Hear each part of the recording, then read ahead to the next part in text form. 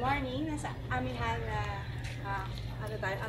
Residences Lifestyle sa Bulacan. So, itong titingnan nating unit ay Riza model. So, duplex siya. So, magkatabi rin siya. Ang lot area niya is 114 square meters. So, hanggang dun sa fence na yon. So, may malaki kayong car garage. Ayan. Parking area niya. Tapos, kasama na yung mga halaman sa big-building niya. Ayan. So, may free landscape na kayo. May free landscape na kayo. So, ito yung fence included na siya sa price. So, lalagyan siya ng fence and gate. Ayan. So, ito yung magiging natin, pedestrian gate. So, inside. So, sa unit na to kasama lahat ng gamit.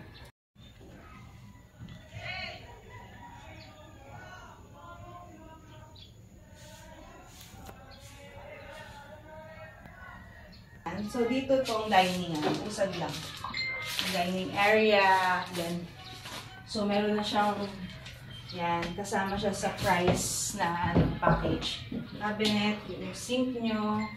So, dito, yung magiging kalan. And, meron pa yung sa labas. Ang ganda niya.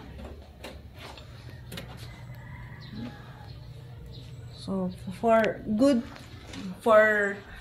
apat na members siguro ng family. Kasi ito yung only CR natin. So, toilet and bath. Isa lang siya. Okay, dito naman tayo sa second floor. Meron ditong 2 bedrooms.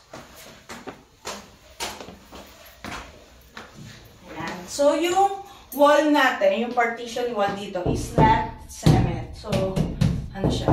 Plywood. Ayan.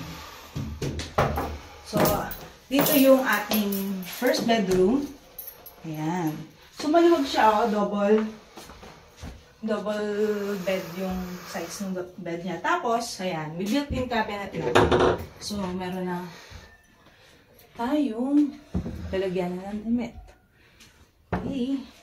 So, maluwag.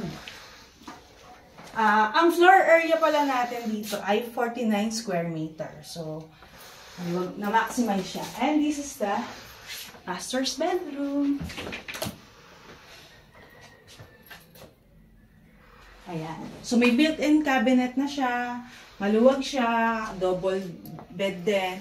And, kagandahan nito ay kung mahilig kayo sa mag-watch ng sunrise, ayan, sunrise siya.